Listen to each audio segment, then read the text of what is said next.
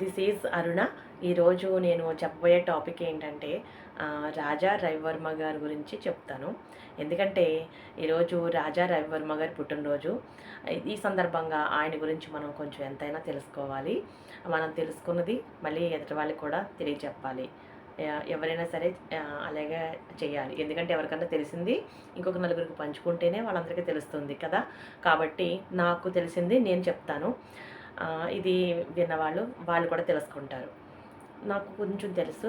ఎందుకంటే రాజా రవివర్మ గారు మనకి భారతదేశంలో ఒక సాంప్రదమైన చరిత్ర కారుడు. అంటే ప్రసిద్ధిగాంచిన చరిత్ర కళాకారుడైన. ఎందుకంటే ఆయన ఒక ఇప్పుడు చూడండి, పూర్వం మనకి దేవతలయ్యని ఉన్నారు. కానీ వాళ్ళు ఎలా ఉంటారనేది ఎవరికీ తెలియదు. ఆ దేవతామూర్తులు ఎలా ఉంటారనేది మనకి శిల్పాలు రేఖా చిత్రాల ద్వారా కానీ, తర్వాత శిల్పం ద్వారా కానీ మనం చూసేవాళ్ళం అంతే. ఇప్పటికీ చూస్తున్నాం. కానీ నిజస్వరూపం ఎలా ఉంటదనేది ఎవరికీ తెలీదు. కానీ పురాణ గాథలు, ఇతిహాసాలు ఇవన్నీ కూడా ఆయన స్టడీ చేసి ఇది రాజావర్మ గారు రాజా రవివర్మ గారు ఆయన స్టడీ చేసి చూడండి, పూర్వం మనకి పద్యాల్లోనూ పాటల్లోనూ వేరే పాట పురాణ గాథల్లోనూ వర్ణిస్తారు. అంటే ఇలా ఉండేవారు, అలా ఉండేవారు అని చెప్పేసి వర్ణిస్తారు. వర్ణన ఉంటుంది. ఆ వర్ణన ద్వారా ఇలా ఉంటారా, అలా ఉంటారా అని చెప్పేసి ఆ వర్ణన తీసుకొని ఒక జీవన శైలిలో ఆయన ఒక ప్రామాణికంగా రూపాన్ని చెక్కిన వ్యక్తి. ఆ చిత్రాలను గీసిన వ్యక్తి ఈ కళాకారుడు. అందుకనే ఆయన్ని పితామహుడు అంటారు. అంటే చాలా అందంగా తీర్చిదిద్ది ఆ చిత్రానికి ఒక ప్రాణం పోసినట్టుగా ఒక మానవ రూపాన్ని దాల్చే విధంగా, అంటే మానవ రూపాన్ని ఏర్పరిచి అక్కడ ఆ చిత్రాల్ని గీయడం జరిగింది. అందుకని ఆయన్ని ఆ చిత్ర కళాకారుడిని రవిరాజా గారిని పితామహుడు, చిత్రకళాకారులకి పితామహుడు అని చెప్పేసి ఆయన్ని పిలవడం జరుగుతుంది. సో ఈయన ఈయన గీసిన చిత్రాలన్నీ కూడా ముంబైలో ఒక సంస్థ ఏర్పాటు చేసి, అంటే ప్రజలకి, సామాన్యమైన ప్రజలకు కూడా అందుబాటులో ఉండాలంటే ఏం చేయాలి? తక్కువ ధరలకి ఇవ్వాలి. ఆ తక్కువ ధరలకి అక్కడ అమ్మకానికి సిద్ధం చేసి ఆయన గీసిన చిత్రాలన్నీ కూడా ప్రతి ప్రజలకి కూడా ఇవి రీచ్ అవ్వాలని చెప్పేసి అక్కడ ఒక ప్రదర్శనశాల పెట్టడం కూడా ముంబైలో జరిగింది. ఆయన ఒక ఆయిల్ పెయింట్తో మంచి చిత్రకళలన్నీ కూడా వేయడం జరిగింది. నెక్స్ట్ ఇంకొకటి ఏంటంటే, ఇప్పుడు మనకి లక్ష్మీదేవి, కనకదుర్గ అమ్మవారు, సరస్వతీదేవి అమ్మవారు, ఇలాగ మనకి దేవతామూర్తులు, దేవుళ్ళు ఎంతోమంది ఉన్నారు. వీళ్ళందరూ కూడా ఎలా ఉంటారనేది ఎవరికి తెలియదు. కానీ ఆయన పురాణ గాథలు, ఇతిహాసాలు, వర్ణన ద్వారా ఇలా ఉన్నారేమో, ఇలా ఉంటారు, ఇలా ఉన్నారేమో అని చెప్పేసి ఆయన వర్ణించుకుంటూ ఎంతో అందంగా రూపాన్ని తీర్చిదిద్ది, అంటే చూడండి, మనకి శిల్పాలు ఇంకా చూస్తూ ఉంటాం. అంటే నగ్నంగా ఉంటాయి శిల్పాలు. అంటే ఇక్కడ డ్రెస్సులు వేసుకుని శిల్పాలు ఉండవు. ఇక్కడ టెంపుల్స్ మీద ఉంటాయి, మనం చూస్తూ ఉంటాం. ఓల్డ్ మూవీస్లో కూడా మనం చూస్తూ ఉంటాం. అయితే అలాంటి వాటికి ఒక రూపాన్ని, మంచి ఒక అందమైన రూపాన్ని, ఒక మానవ రూపాన్ని ఇవ్వడమే కాకుండా ఒక చీర కట్టు కానీ, ఒక నగలు ధరించడం కానీ, ఒక తల ముడి వేసుకోవడం కానీ, అక్కడ తలలో పువ్వులు పెట్టుకోవడం కానీ, తర్వాత జడ కొమ్మలు కానీ, అక్కడ సూర్యుడు, చంద్రుడు, అంటే మానవ రూపం, అంటే మానవులు ఎలా ఉంటారో అలాగ ప్రతిదీ కూడా అమర్చి అంత అందంగా చిత్రీకరించిన ఘనత రాజా రవివర్మ గారికే దక్కింది. ఇంకా ఆయన తప్ప ప్రపంచంలో ఇంకెవ్వరు కూడా, ఇంకా ఆయనకి సాటి లేరు అని చెప్పవచ్చు. ఎందుకంటే అక్కడ రామాయణం కానీ, మహాభారతం కానీ ప్రతి దాంట్లోనూ కూడా ఆయన ఒక సీతాదేవిని చూస్తూ, ఒక సీతాదేవి ఇలా ఉంటుందా, అలా ఉంటుందా అని చెప్పేసి, అంటే ప్రతి వారిని కూడా అంత అందంగా చక్కగా చిత్రాన్ని గీసి గీయడమే కాకుండా, ఇప్పుడు ఫర్ ఎగ్జాంపుల్ చూడండి, ఒక లక్ష్మీదేవి పటం ఉంది. అందులో మనకి అష్టలక్ష్మి, ధైర్యలక్ష్మి, సంతానలక్ష్మి, భాగ్యలక్ష్మి, ఇది అంతా కూడా ఈ లక్ష్మీదేవులు చుట్టూరు ఉంటారు కదా, మనకు తెలుసు కదా. ఈ లక్ష్మీదేవులు అందరూ కూడా గోల్డెన్ కాయిన్స్ అన్నీ కూడా ఇలా బిందుతో ఇలాగా నాణేళ్ళన్నీ ఇలా పోస్తున్నట్టు అన్నీ కూడా చిత్రీకరించడం. అంటే ఇవన్నీ కూడా ఎవరు చిత్రీకరించారు? ఈ రాజా రవివర్మ గారి చిత్రం. ఇదంతా కూడా ఎక్సలెంట్ కదండి. ఎందుకంటే అవి అలా చూస్తుంటే ఉట్టు పడేటట్టుగా. ఇంకొకటి ఏంటంటే, ఎందుకంటే అసలు లక్ష్మీదేవి పోలికలకి కనకదుర్గ అమ్మవారి పోలికలకి అసలు సంబంధమే ఉండదు.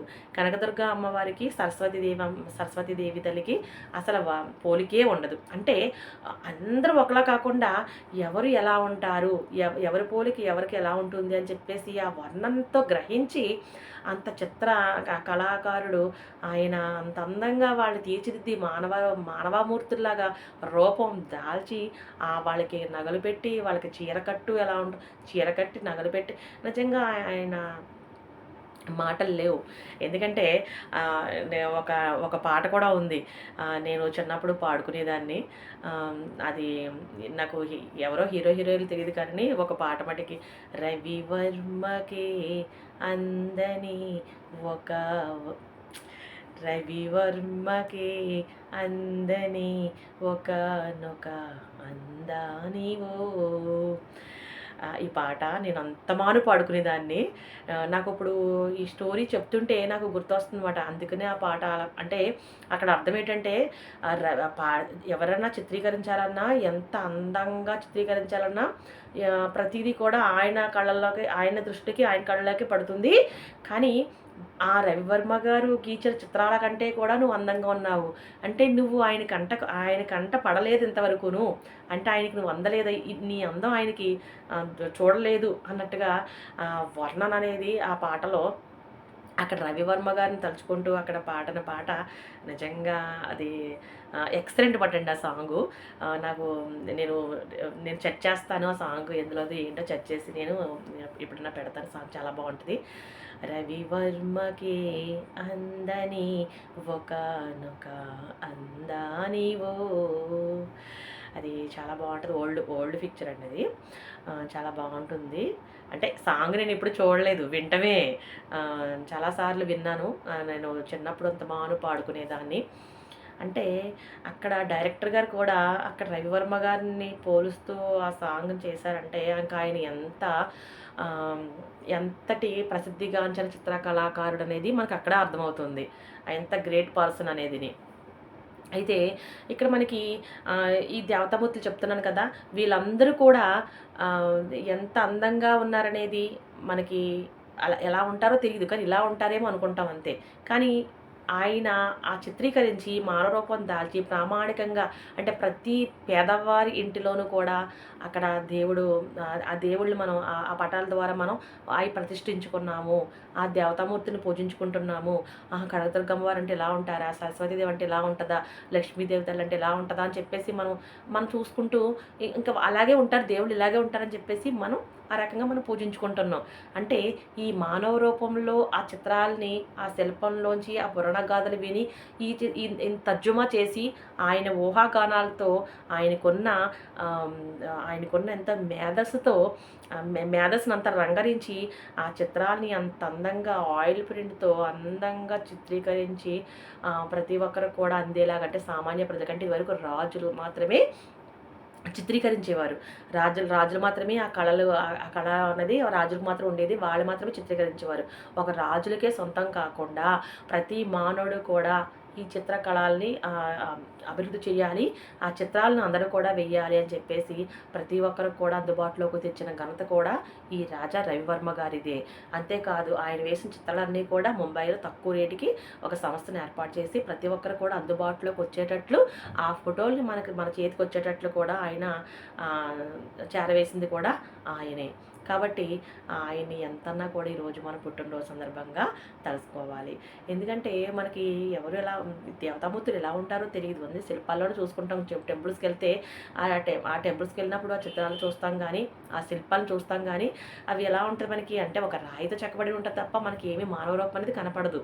కానీ ఇక్కడ మానవ రూపంలో నిజంగా ఆయన నిజంగా ఇలాగే ఉంటారా అన్నట్టుగా ఆయన చిత్రీకరించిన తీరు చూస్తుంటే నిజంగా అది మాటల్లో మనం చెప్పలేము. మళ్ళీ అలాంటి వారు మళ్ళీ పుడతారా అనిపిస్తుంది. నిజంగా పూర్వం ఇలాంటి మహనీయులు ఉండేవారు.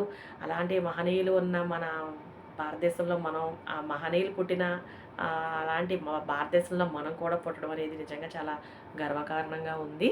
సో అలాంటి చిత్రకారుడు గురించి ఈరోజు మనం తెలుసుకోవాలి అని చెప్పేసి ఈరోజు పుట్టినరోజు సందర్భంగా ఆయన గురించి నాకు తెలిసింది కొంచెం చెప్పాను. కాబట్టి రాజా రవివర్మ గారికి ఈరోజు పుట్టినరోజు శుభాకాంక్షలు తెలియజేస్తున్నాను.